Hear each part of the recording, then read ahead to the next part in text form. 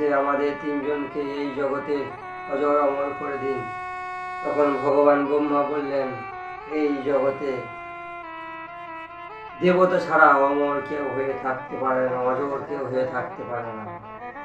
আবার সেই কথা, অজর অমর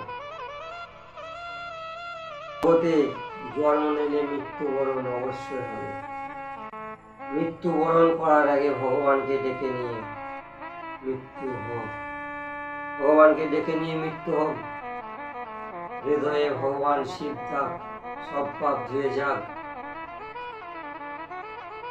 ভগবানকে স্মরণ করে, ভগবানের আরাধনা করে যদি মৃত্যু হয়, সে ভগবানই সন্তান বলে কোলে নেবে। একটি শিশু,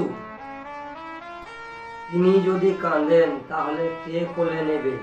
তার মা নেবে, নাই পাড়া প্রতিবেশী নেবে, তার মাই নেবে।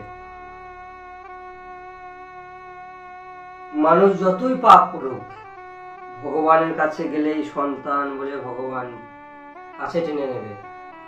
যদি নর্দমাতে বা ক্যাচরাতে একটি শিশু পড়ে যায়, সেখানে তার পিতা মাতা তাকে ধয়ে পুছিয়ে আবার ঘরে নিয়ে চলে যাবে, তাকে তারা ফেলে দেবে না। তেমনি আমরা যতই পাপ করি, ভগবানের কাছে, ভগবানের মন্দিরে গেলেই ভগবান নিজের সন্তান এসেছে বলে তাকে সব পাপ আর ধুয়ে দেবে, আর সন্তান বলে গ্রহণ করবে। তাই ওই তারকাসুর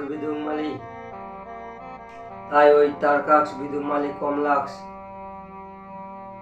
বর চাইলেন, আর ভগবান ব্রহ্মা বললেন তোমরা অন্য কোনো বর চেয়ে নাও। তাই বর চাইলেন যে আমাদের এমন